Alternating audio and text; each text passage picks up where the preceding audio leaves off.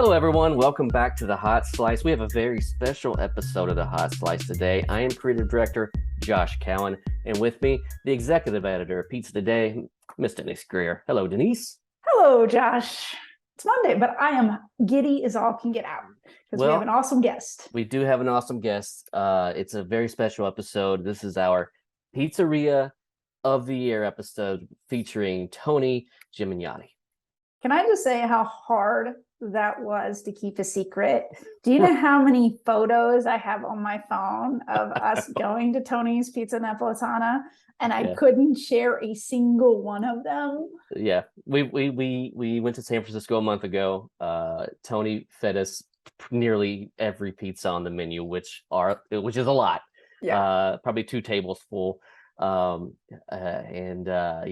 Chris Decker happened to be there. John Arena happened to be there too. Yeah, I was like, oh, this is hushing amazing. them too. We're like, you're not allowed to say anything to anybody. We were never say that you saw Pizza Today people here. You're like, we just had to keep it a secret. We were never here. I think on one of Chris's posts on Instagram, he like cuts us out and everything. So much appreciated. Awesome. Much appreciated, Chris. But yeah. You just had a fantastic time. We were there for, I don't know, 6 hours maybe. Just exploring the place, eating, talking to Tony. And the first thing I wanted to do was get back to my hotel room and post something on Instagram, and it was really hard not to. Yeah, it was really hard not to. But before we jump into talking to Tony, because I know everybody's going to be jazzed and excited to hear from Tony, we got some things to talk about with Pizza Today. So the survey, we still have the industry survey going out. So if you have not taken the survey and you are a pizzeria operator, please hop on and take that survey. There'll be a link in the show notes, I believe. And along with that, we are doing a 30 pizzerias to watch list. We discontinued the Hot 100 list a couple years ago, and this was always the intended replacement for it, is a pizzerias to watch list. So please go to the portal and definitely fill out the questionnaire, because we are asking a lot of questions. It's not necessarily just based on sales. We're looking at community involvement. We're looking at marketing. We're looking at, what you're doing out there in the world. Yeah. This is your chance. Different. Just your chance to tell the world, tell us, what you're all about, and share with us. Yeah, absolutely. So don't forget to complete that. The only other clearinghouse, we're getting really excited for Pizza and Pasta Northeast. It's coming up in October. We've already got our plane tickets. The return of Pizza and Pasta. We haven't had one since 2019. Of course, a few things have happened since then, but we are happily back in Atlantic City. Pizza and Pasta Northeast. We got a great seminar lineup. We got Pauly G as our keynote. Tons of demos. It's going to be a great time. It's always one of my favorite shows. And it's going to be a good time to just grab us and talk to us, because it's one where we can we're not running in a billion directions at that show like we are with the huge Pizza Expo. We have a little more time on our hands to actually, get out there and really have some in-depth conversations. So you can always tap our shoulder, whatever, grab us. Are we taking the podcast of Pizza and Pasta Northeast? We haven't talked about that. We haven't talked about it. I don't see a reason we shouldn't. We should definitely take it. Okay. I think we should take the podcast. I think we just made that decision right here. I think we did. Executive decision, Josh and I. We're not talking to anybody else about it. We're doing it. Come find us, and we're going to do some podcast episodes. Guess that means we need to get a room or something. We'll have to get a room. That's awesome. All right. So I think that we need to jump in to the Tony interview, because it's a longer interview than we normally do, right? Yeah. And he's just everything he shares is just I just love what he has to say and the energy he brings to the industry. Over 30 years in, and he's still so excited about pizza and pizza making. And that says a lot, because people can get to that burnout phase really fast in their careers, and he's still hammering away and making things better at 30 years. Yeah, he keeps pushing the industry forward. And stay tuned to the end. You can hear what Tony kind of thinks what's next. The next big pizza style. You got to catch that next big pizza style, because you're going to want in on it. All right, so let's just jump into the podcast. Performance Food Service is proud to deliver high-quality products, innovative technology, and custom operational solutions to restaurants of all sizes across the country. The flagship division of Performance Food Group, with deep roots in the restaurant industry, Performance Food Service has been the exclusive distributor of the Roma family of brands for more than 65 years. This signature relationship has allowed Performance Food Service to become a leader in the pizza and Italian segment of food service nationwide. Hear that? That's the sound of a pizza being made with delicious Baccio cheese. For the past decade, Baccio has provided customers exceptional Italian pizza cheese with its signature kiss of buffalo milk. With a superior melt, endless stretch, and a rich, creamy taste beyond compare, Baccio is honored to celebrate this 10-year anniversary with all of its partners. Schedule a demonstration at bacciocheese.com/hotslice to learn more. Pizza's your legacy. Build it with Baccio. Looking to grow your pizzeria or restaurant? Then you'll want to try the power of a cloud-based POS system. With Hunger Rush, you'll get everything you need. This fully integrated restaurant management system allows you to easily streamline operations, accelerate the delivery process, and grow your business through Hunger Rush 360 marketing. And it's so easy to use. Want AI-powered text ordering? It's built in. Need to track orders? No problem. Schedule a personalized demo at hungerrush.com today. All right, so Tony, you are Tony's Napoletana is Pizzeria of the Year. Congratulations. Congrats again. Congrats. You know, Josh and I are still talking about going there and just experiencing it. And when we describe it as a pilgrimage, because I feel like that's what it is when you're in the industry and you get to Tony's. Well, and another thing is like having to sit on this for a month when we couldn't tell anybody we were there and we experienced this. That was another thing. It was like, I want to post photos. Yeah, exactly. You know, I'm still waiting for my issue. I haven't got it. No. I'm down. Everyone, I'm like, I think that you're playing a joke on me. I have no control. He has reached out to me and I'm like, I still haven't got mine. So I'm going to hold you guys to it when I see you. Hey, honestly, just let me know if you haven't got it in a week. Let me know and I'll get our production team to send a bunch of copies to you. So awesome. Yeah, we'll get on it. California gets it last, I think. Oh yeah. So so you were a bunch of people reached out to you about the Pizzeria of the Year. You know, what kinds of things did you get? Oh, just amazing, about time, things like that. A lot of people have been reposting it, and it's been pretty awesome. And you see some of the people that got it early, like Chris Decker was one of the first guys that said, "Hey man, I got this, awesome, congratulations!" And then, can you shoot me some photos of it and send it to me because I'm so excited to see it. I haven't seen it yet. And he shot me some John Arena. A lot of people all over the place sent me a lot of nice messages, a lot of nice things. Even old students, past students. It's really cool. Yeah.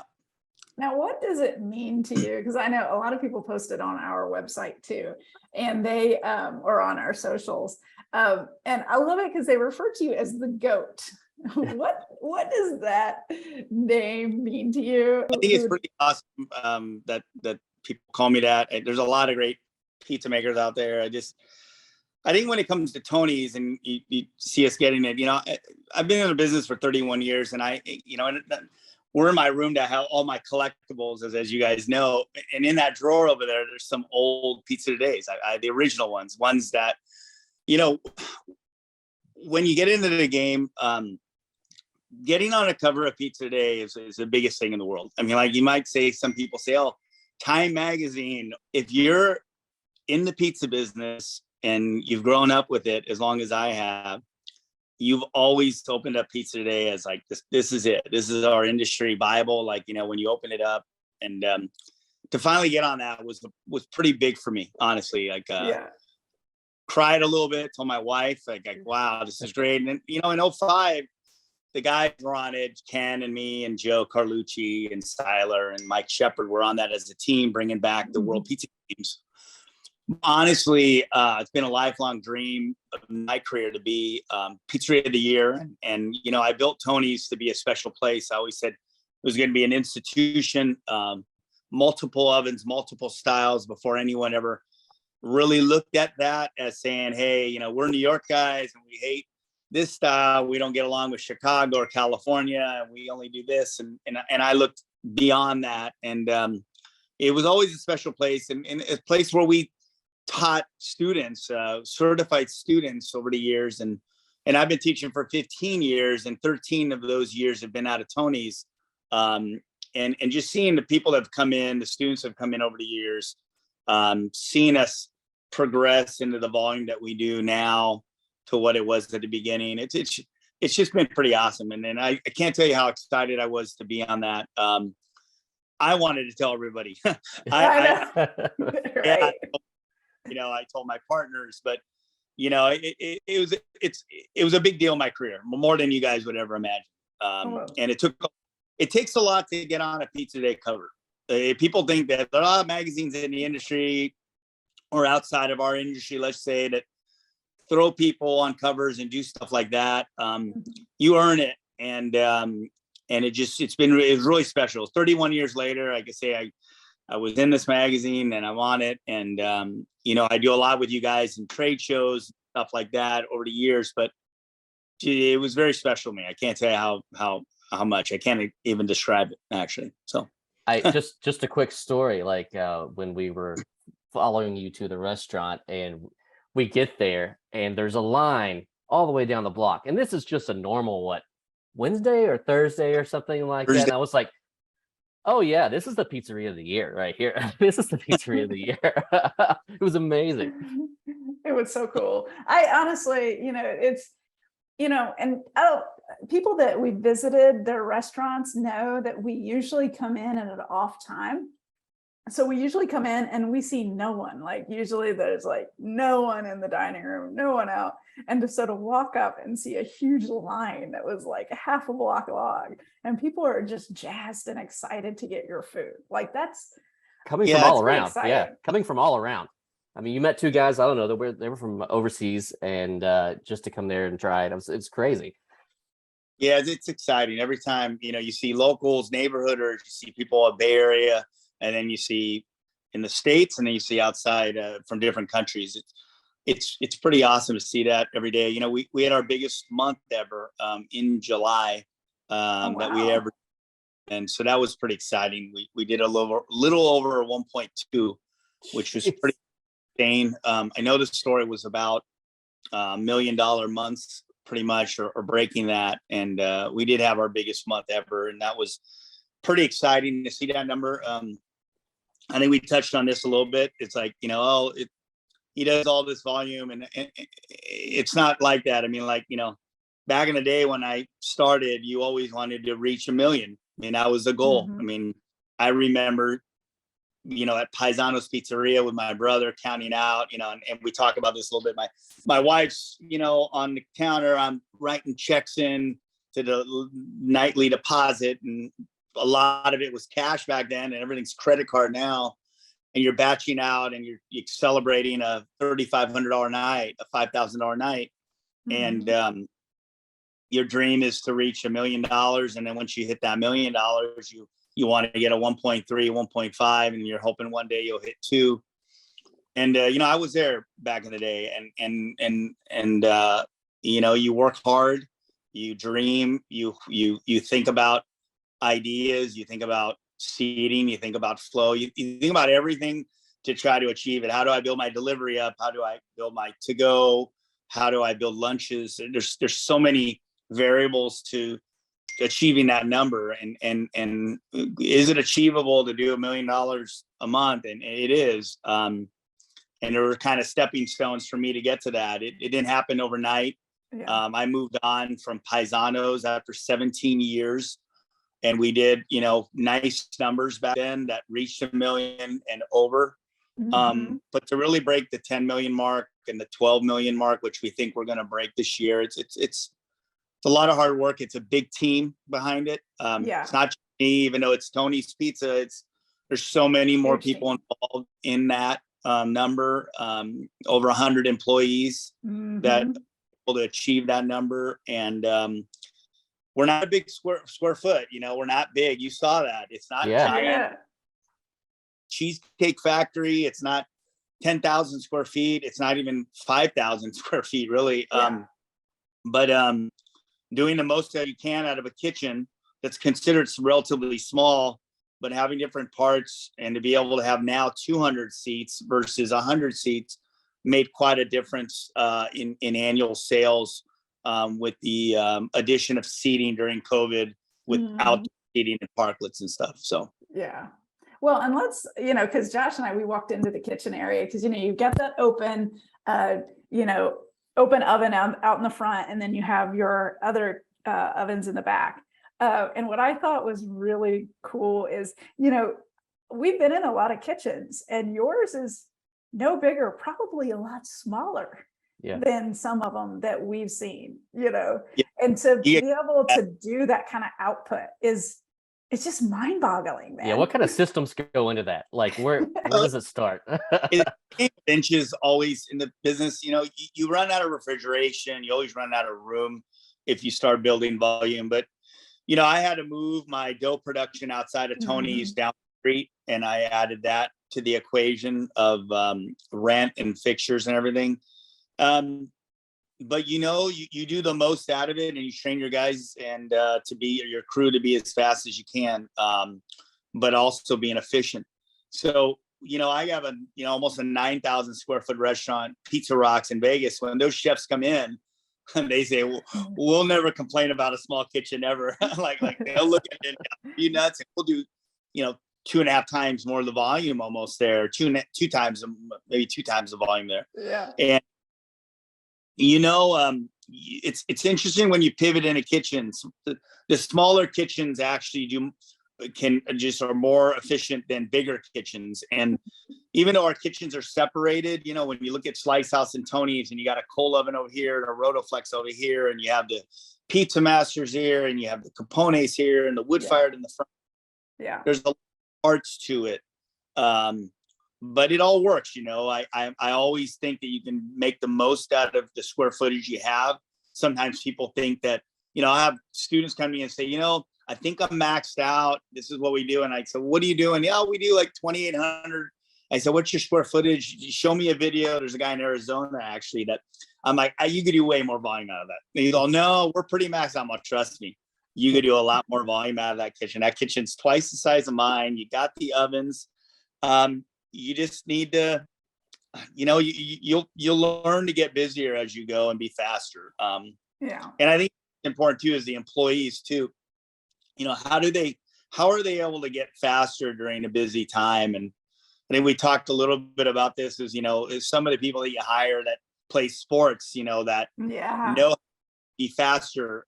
When every night it's like almost a game. I always say that, like, it's a game and you're trying to get through it. And when it comes to that, I think it's great to have those employees that know how to churn it up fast and then faster. It's just not one pace. And that could be a 18-year-old, that could be a 60-year-old. It doesn't have to be young. It could be young and old, or it doesn't have to be old. It can be young. And I think how you train and is important. So. Yeah. And I liked how you were talking to me about the fact that, like, your Tony's crew, when they look at where they want to be positioned, like everybody wants to be at Tony's and not in the Slice House section. They because Tony's is that esteem, but Slice House is doing, just cranking out pies as well. Well, yeah, you usually have a younger employee at a fast casual concept. It's just Slice House and Tony's are combined. Everything that they didn't like about Tony's, I said we got to put into Slice House. Convenient. More affordable. It's fast. You can get a slice and go. People don't want to wait in line. It's better for to go and delivery and everything. But on my fast casuals, the Slice House components usually do get younger employees, and then you get more that could turn over 2 to 3 years, depending if they are or what area they're at. Then you have Tony's that it's a little more career driven. It's it's servers, bartenders. If you look at servers, bartenders, bussers, saute cooks, even the pizza line, some of them have been with me ever since I've opened. So 13 years, over 13 years now. And it's a busy house. Do we turn over dishwashers a lot? We do. And unfortunately, and maybe runners and stuff like that. But very more career driven and very more like, hey, first year, maybe senior year or first couple of years of college, I'm here for a few years and you kind of move on. So two different animals, but at the same time, when they're combined, I always say fast and full. Fast casual meets full service, just like Pizza Rock in Las Vegas is with the Slice House. And you really have the combination of both worlds in it. And I think that's the perfect. Yeah. And, we spent hours and hours and hours with you. And so I think about like all the things you and I talked about and how like I could write a book on on everything we talked about, just because, you're so knowledgeable and there's so much to the business. The one thing that I didn't get to include that much in the article, but I definitely was fascinated by and loved, is the fact that people kept coming up to you from the neighborhood. And you had this just one-on-one rapport with so many people in the community. Because I think a lot of people look at Tony's and think, well, that's got to be just tourism, right? And then I got to see that, no, North Beach is a very strong community and they really are supporting you and you're supporting them. Yeah, you saw a lot of that during COVID. A lot of riders in San Francisco tend to look at North Beach and say, no, it's just a tourist trap. It's not. I mean, we're the busiest neighborhood in San Francisco when COVID hit, and they were all neighborhooders. So, when I moved out from Castro Valley, from Paisanos, and I went into San Francisco, I'm like, this is going to be a big city. It's such a neighborhood place. The business owners know each other. You get to know everybody, and you know your supervisor, the politicians. San Francisco, you look at New York and LA, it's very neighborhood, and I love that. And I do have a good rapport with the local merchants and people that live in the neighborhood. So it's really awesome. You wouldn't think it would be like that, and then where you see a little bit of that culture, it's pretty cool to be able to see that. But it's just great to have. And like I said, we're a mix. We're a mix of tourism and neighborhood. Always that way. And when I came into the neighborhood, they say, you're a young chef, go to the Mission. It's kind of hipsterville. It's cool there. You got a lot of. I said, no, I want to do it in North Beach. And they say, yeah, but it's just a tourist shop. Well, it's not. If you build a great concept with great food and a great crew, you're going to get your neighborhood to support you. And we did. And we really proved that. And a lot of restaurants came in after that once we did that. Yeah, that's amazing. It's so great. I can think about just a million things from our visit, and probably, because Josh, you'll have to post a photo of the whole spread that Tony provided us at some point, so y'all can. Well, I couldn't get the whole spread I couldn't get the whole spread in one frame, so I'll get as much as I can. Yeah. I did get it on video, but so the amount of food that you sent us with, like, it was amazing. But I think about, everything that was on that table, and your menu is just so diverse, but so focused. You can think about, that you do have so many different styles of pizza, but you're very driven and very focused on that menu. Can you just talk a little bit about like how you're able to pull that off, like that kind of a menu? Yeah, having multiple styles and multiple ovens was important to the model. It didn't exist until Tony's opened. So having the right flour, the right tomatoes. I mean, if you look at like just even the Stanislaus that we used there, I mean, we used Alta Cucina, Valoroso. I have my own line with them. That's a combination of Saporito and Tomato Magic. But I mean, if you look at the cheeses we use, the ingredients we bring in, it's very specific. The dough recipes for the style, flours for that style, tomatoes, cheese, even mozzarella. If you look at the grande that we use for everything, it's specific ingredients that we use for those pizzas, and then everything imported. So yeah, when I did it, I had to do it right. I hated going to places that would say, oh, New York style pizza, and there was nothing New York about it. I used to bother me a lot as an operator as I traveled a lot, and I learned New York, and I was in Chicago and Detroit. The styles to San Francisco that didn't exist, I thought that was important. St. Louis, Detroit never existed in San Francisco for a very long time. You look at a lot of different other styles that we did, grandma style, things that you didn't really see very much. And I think it was really important to do it right. And I always said, like, you're going to be this Mecca, you're going to get a lot of restaurateurs coming in and they're getting all these styles, kind of like what you had in front of you. And they're lifting the bottom and looking, that's Caputo blue. And they're looking at this and they're comparing all these, pizzas. And it's like one of those only places that you can go and literally have every style practically, or you go down the street to Capo's and try it. Chicago, but really to be able to kind of sit and have a different style next to it and see which one you liked. It's very communal and it's very party driven, office, party driven, stuff like that you see. And it's different. And now with Instagram and people wanting diverse, pizzas, or wow, I've seen that on there, I want to try that. Yeah. Kind of one of those places that you could try it and there. So it's great that you're able to see that. Yeah. So you've been amazingly successful. What is it that sometimes people get successful and they just kind of let it ride. What gives you that edge to keep pushing things forward? Yeah, there's a competitive edge I have. My dad was a soccer coach. We played soccer growing up. I did track, badminton. I love to swim. I was really super competitive. Having an older brother, you always wanted to be better, faster than him, better than him, stuff like that. So there's that competitive drive that's there that has always been there. I think staying relevant, right when people think that, oh, now we figured out what he's going to do. Let's do Detroit style. We're going to do all this and kind of copy that. That's when you lay down 2 more styles, or you introduce this, or you do that. I mean, I think the vision is, what you're doing now, but what's ahead, and what do you need to be to stay relevant? You can become old very fast, for sure. You've seen chefs 10 years ago that you never heard about again. Their game and really trying to stay relevant in the marketing world, understanding that integrated marketing, smart marketing is important. And I think that, we talked a little bit about that.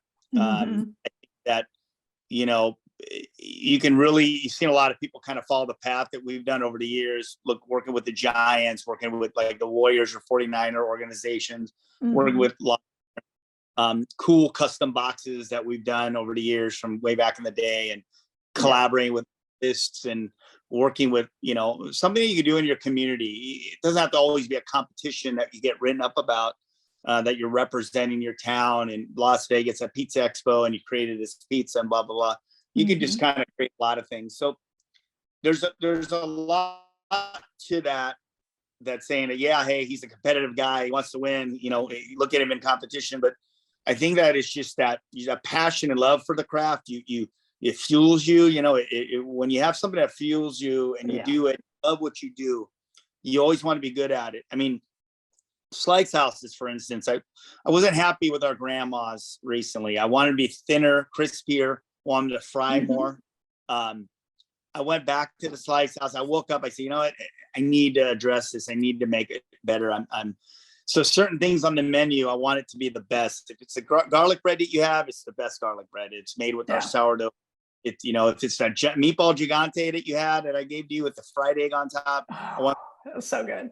Meatball. So I think I look at every dish on the menu, and you can't say that there's one item that sucks or just isn't that good, or what do you recommend? What do you like? Because everything's great. And I really strive to make every item on the menu really great. And we make fresh pasta.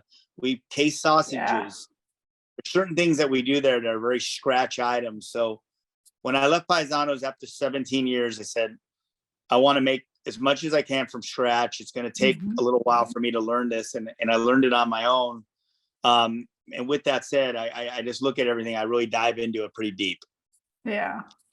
Well, so the big thing for me is, okay, so let's hear it from Tony first. What do you think is the next big pizza style wave? We know Detroit, we know like that's happening. What is the next wave of pizza? Sure. I mean, if you look at what I the last couple of years, I've been really focusing on Tavern at Pizza Expo. Yeah. Yeah. I always say, if you look at Detroit a while back, it was like, in my class, the Hunt brothers were in the class, Smokovich were in a class that we had years ago. And Yeah. Hunt brothers were talking with Shabia 313, and they're amazing. They talked about Detroit. They were into it. They said, you gotta see Sean Rendazzo. I went to Detroit, met Sean. He didn't go to Expo yet. He was unknown. Sean went to Expo and he was doing Detroit style. First time I had him do a demo. No one really knew who he was, and kind of introduced Detroit. He won that year. It got big. I said this was kind of a renaissance coming, and you saw a renaissance with Smoke and I and the Hunt brothers and Sean and everything. So I started to bring Tavern recently. I've had Tavern on the menu for a long time. I love Tavern. And it's one of the best. And I was just at the Chicago Pizza Festival, and I did my Tavern style pizza there. Nice. And Chicagoans were blown away by it. And they're like, okay, the way you do it different. I said, there's a lot of different ways to do it. Yeah. Anthony Scardino and I were together. We're making it. And I think you're going to see a renaissance of Tavern style. You're going to see a little bit of cast iron style pizza. If you look at what Millie's in the Pan's doing. Yeah, I have seen that a little. At Capo's for a long time. Matt Molina won with his cast iron back in the day, a while back. And that was a Capo's pizza. So if you look at kind of cast iron, Tavern style, those two styles, you're going to see a lot more people doing bar style, which is a little bit different than Tavern.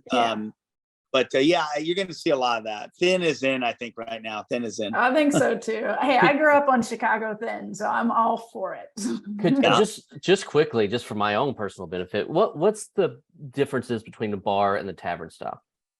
Well, Tavern style, usually at bar, you see like more cooked, a thin crust in a pan that's slightly fried a little bit. Party cut, super thin, and some could have a little cornmeal, some could be no cornmeal, some could be unleavened slightly, some could be slightly leavened. Usually a bar is cooked in a pan slightly, cheese is pushed out to the edge and slightly caramelized. And usually a Tavern style or cracker thin, it's slightly different, not cooked in a pan on the deck, sometimes on strings too. So they're very close to being the same. Usually the pan separates them a little bit. Yeah. I feel like they're both really well done too. Every time I've had one, they've been really well done, which I like. I love it. It's showing a lot of times you'll mask it with cheese over the top when you see a lot of Tavern or cracker thins.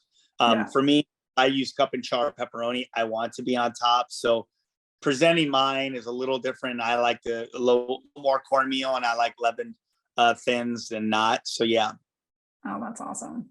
All right. We will not take up very much more of your time. Let's go out on, maybe a story. How about, what is your fondest memory of Tony's so far? Like, what has been that moment that really sticks out in your mind about your business? Yeah, I remember when we're opening, and it was a lot of work, a lot of doughs to juggle. Throwing dough in the garbage, and it blew up the garbage can because we weren't doing enough volume. And I had all these like New York, Neapolitan, all this stuff. And, you're kind of trying to get there and getting your first write up, especially by the Chronicle, San Francisco Chronicle and stuff, and I remember like, neighborhooders saying, oh, it'll never work. You shouldn't open a pizza place here. And we're kind of getting ready. And the last thing you want to hear is somebody tell you this isn't going to work, or why are you doing pizza? Or you're bringing pizza to Little Italy, like North Beach, Little Italy. Why don't you do something else? So hearing the people say, why are you doing this? What are you doing this for? You shouldn't do that. It always sticks in my mind. So that little bit of edginess or competitiveness is a little bit there, and trying really hard and working all those hours at the beginning, just there manning the wood-fired oven. It was a lot of work and a lot of distractions, and it hurt a lot when people didn't see your vision, and it always hurt, when that happens. And over the years, I've always had people not understand the vision. And it's tough because you're excited and you want to do this, and these are my ideas. Yeah. people around you that are just taking away from that road. So I remember a lot, and I remember our first write up. A couple of them, they were very special, and they were good. They weren't super great, but they were really good writers coming in, not Yelpers and all that. Like I'm talking about Chronicle or people writing. And then there was a fond memory of USA Today picked us as the #1 pizzeria in the US, not. And when that happened, you saw the line kind of form, and all of a sudden, and that was real journalism. The guy came in, he really tried everything, and he was a tough critic. And he came in, and all of a sudden there was that line, and you kind of went, holy shit. You looked at and you're looking at that line, and you step out, you almost want to shake everybody's hand. Thank you for coming, blah, blah, blah. And it was just like, we will open the doors, and it kind of flooded in. That was an exciting time for that. And the line's kind of been around almost ever since that. So it was, And it's extra sweet when people tell you that you can't do this and you pull it off. I mean, that's just proving them wrong. Yeah. It was, Tony's is a special place because nobody ever thought it could be done other than my two partners at the time that invested in it. Of course, my wife. I don't even know if my dad kind of says, stay with your brother. He said, I have a lot of ideas, Dad. I really want to do this. And nobody got it. I talked to a lot of operators there. I said, multiple styles that these do. And they looked at me like I was nuts. And these guys I looked up to, and I wanted encouragement. I wanted them to support it. And they just said, we don't really get it. Why don't you just do one oven? What do you want to have all these ovens for? Like it kind of, and it was an interesting time. It was really hard actually, and getting the funding, as a young operator, you have all these ideas, not having a business plan, talking to two investors at the time saying that, hey, this is my idea and I think it'll work. And this is what I do. And, I try to guide as many people as I can to working on partnership agreements, working on buy-sell agreements, working on the back end of the stuff. And we're so excited to open. We don't think about the accounting, the HR, and everything that's behind what a business really needs. And we're always trying to improve in those systems. We're always trying to improve. And I think it's important to understand that sometimes we're just really excited. We don't pay attention to the business side. And that's the one that can come back and really bite you in the butt. So, yeah. And that's one you've seemed to got a handle on, because people always thought of you as a pizza maker and an acrobat and things at the beginning. And here you've proven that you are top notch when it comes to the business end of it. And you're even helping others out with the business end, So I always say, we came from the school of hard knocks. We didn't go to college. My brother and I, when we started, if you look at the business now, and I have over about 30 concepts, and you're talking about like Raiders, 49ers in Vegas and casinos. I mean, it's, then Tony's opened, and then you look at Slice House, Capos, and Pizza Rocks and everything else. It's been a learning curve. You have to have good people around you. And at the same time, I made a lot of bad choices. I don't post, you see my posts and people say, oh, he did this or that. I don't post negative. I don't post, when I lose. I mean, I've lost more than I've won. And I try to be positive. I show my son, or I show my tomatoes. Is it tiring? And do you get stomach aches and headaches from the business? You really do. And not everything is great. It's very hard. And I'm always learning. You're always learning in the business, in the world of business. And, but it's our industry is awesome. I mean, the camaraderie in our industry, I don't think there's any like it. And we see it always at Pizza Expo. I mean, or Atlantic City, we see it there with not only operators and speakers, but just you look at just the manufacturers that we get together with, these guys that make our flours and cheeses and ovens. It's a very special community, honestly. Absolutely, it is. And we've got Atlantic City coming up, so it's gonna be awesome. Guess we'll see you there. Well, Tony, thanks for coming on today and just sharing your experience. And again, congratulations for Pizzeria of the Year. So well deserved. We even got flack because we haven't hit you up yet for it. So we've got you now. We've got your Pizzeria of the Year. It's amazing. Awesome. Thank you. Well deserved. All right. Well, you take care and we're doing this on a Monday. So you have a great rest of your week. Have a great week. Thank you. All right. Thanks, Tony. Bye. Bye.